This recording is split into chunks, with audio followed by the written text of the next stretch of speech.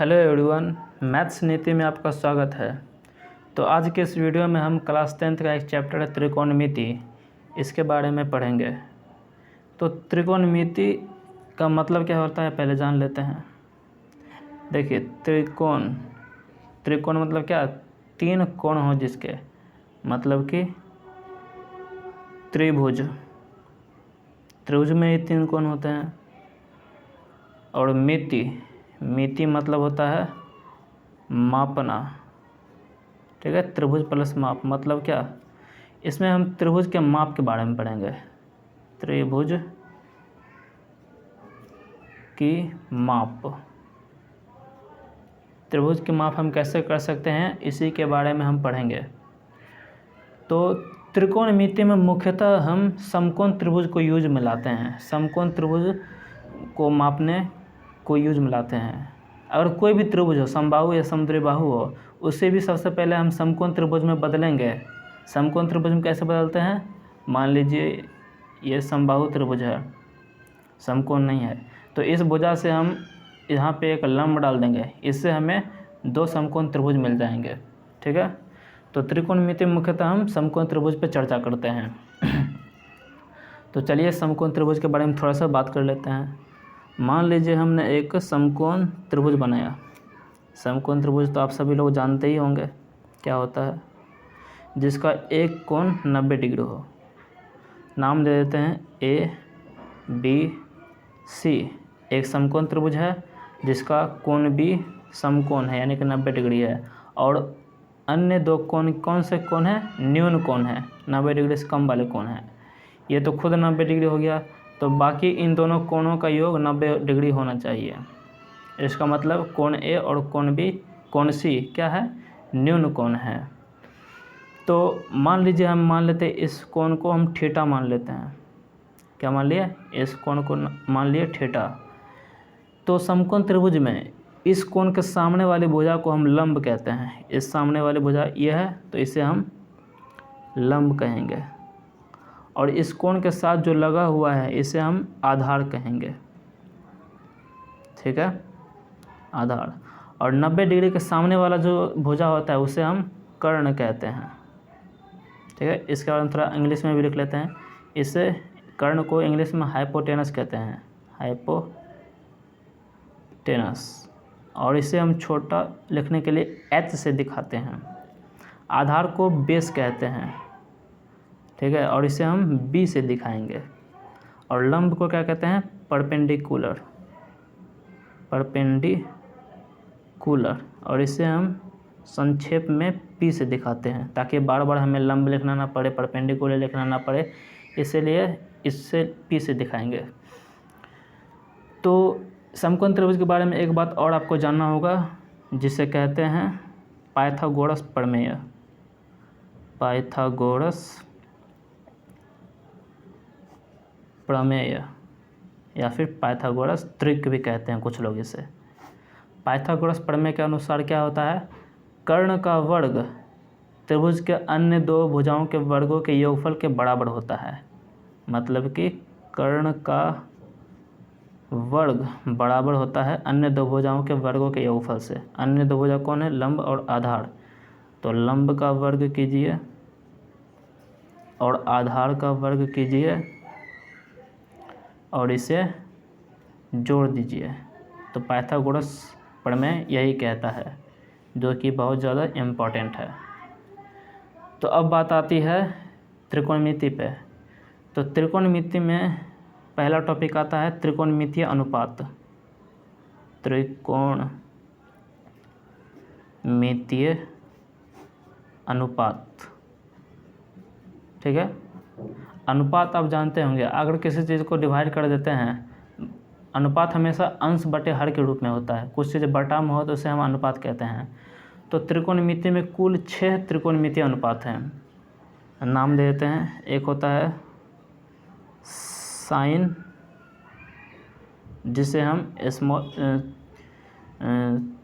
दिखाते हैं साइन से, छोटे रूप में साइन से दिखाते हैं। दूसरा होता है कोसाइन, जिसे हम कॉस कहते हैं। तीसरा होता है टेंजेंट, टेंजेंट, जिसे हम टेन लिख देते हैं, ठीक है। चौथा होता है कोसेकेंट, कोसेकेंट जिसे हम कोसेक कहते हैं, कोसेक। और एक होता है सेकेंट, सिकेंट जिसे हम सेक से दिखाते हैं, छोटे रूप में दिखाते हैं, बार बार बड़ा नहीं लिख सकते इसलिए छोटे रूप में दिखाते हैं। और एक और लास्ट होता है को टेंजेंट जिसे हम कॉट कहेंगे। इन सभी 6 में साइन जो होता है ना, साइन का उल्टा होता है क्या, कोसेक। साइन का उल्टा होता है कोसेक और कॉस का उल्टा होता है सेक और टैन का उल्टा होता है कॉट। तो साइन का उल्टा क्या हो जाता है, मान लीजिए इस एंगल के लिए रहे हैं थीटा के लिए, तो साइन थीटा क्या हो जाएगा 1/cosec, कोसेक थीटा। ये दोनों एक दूसरे के विपरीतार्थक होते हैं, विपरीत होता है, उल्टा होता है। साइन का उल्टा होता है कॉस, इसीलिए 1/cos लिखे हैं, ठीक है। कॉस का उल्टा क्या होता है सेक, टैन का उल्टा क्या होता है कॉट, 1/cot। ये सब याद रखिएगा। तो चलिए अब इन सभी का डेफिनेशन जान लेते हैं बारी बारी से, ठीक है। सबसे पहला नंबर आएगा साइन। साइन मान लीजिए हम इस थीटा इस कोण के लिए ले रहे हैं, तो साइन के आगे कोण लिखते हैं। मान लीजिए अगर 30 डिग्री रहेगा तो हम साइन 30 डिग्री लिखेंगे। साइन 15 डिग्री होगा तो साइन हम यहाँ पे थीटा की जगह पे 15 डिग्री लिखेंगे। अभी हमने माना है कि इस कोण का नाम थीटा है तो हमने थीटा लिखा। तो साइन का फार्मूला होता है समकोण त्रिभुज में लंब बटा कर्ण, लंब और कर्ण के अनुपात को हम साइन कहते हैं। लंब और कर्ण के अनुपात को क्या कहते हैं हम साइन कहते हैं। यही हो गया इसका डेफिनेशन। तो लंब के जगह आप क्या लिख सकते हैं P और कर्ण के जगह आप क्या लिख सकते हैं H। तो इस प्रकार हमें क्या मिल गया साइन का डेफिनेशन मिल गया। क्योंकि साइन का उल्टा होता है कोसेक, तो साइन का जब हमें पता चल गया तो कोसेक का क्या हो जाएगा, कोसेक थीटा क्या हो जाएगा, इसका उल्टा कर देते हैं क्या, कर्ण बटे लंब, यानी कि h/p, h/p, ठीक है। दूसरे नंबर पे कॉस का बात करते हैं। कॉस थीटा, कॉस जब आधार और कर्ण का अनुपात होता है तब उसे हम कॉस कहते हैं। तो आधार और कर्ण के अनुपात को क्या कहते हैं कॉस कहते हैं, याद रखिएगा। आधार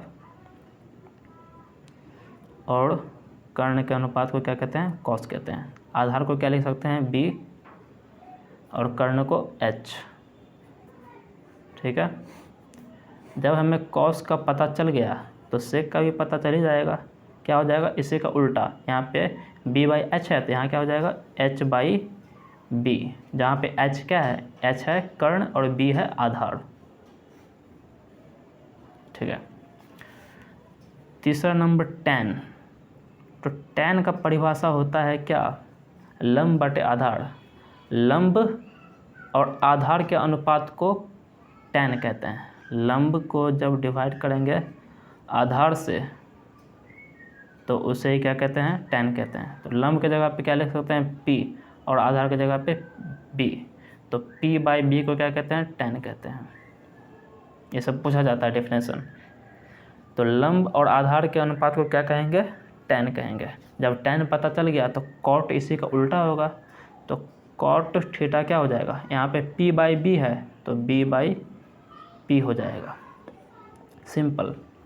इस प्रकार हमने 6 के 6 त्रिकोणमितीय अनुपात को डिफाइन कर दिया, परिभाषित कर दिया। 3, 4, 5, 6। कुछ लोगों को ये आसानी से याद नहीं होते हैं, तो उसके लिए एक छोटा सा ट्रिक है जिससे ये सभी परिभाषा को याद रखा जा सकता है, यानी कि फार्मूले को याद रखा जा सकता है। तो वो क्या है, LAL, लाल बटा KA, इसे 3 भागों में बांट दीजिए। ठीक है, ये वाला जो ये साइन के लिए है, बीच वाला कॉस के लिए है, और ये वाला टैन के लिए है। L का मतलब लंब और K का मतलब कर्ण, A का मतलब आधार, K का मतलब कर्ण, L का मतलब लंब, A का मतलब आधार। साइन का क्या हो जाएगा, लंब बटे कर्ण, कॉस का क्या हो जाएगा, आधार बटे कर्ण, टैन का क्या हो जाएगा, लंब बटे आधार। ठीक है, इसे याद रखिएगा, लाल बटे KA।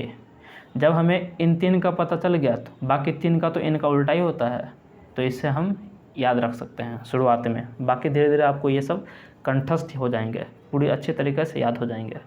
ठीक है, तो मिलते हैं नेक्स्ट वीडियो में। Thank you.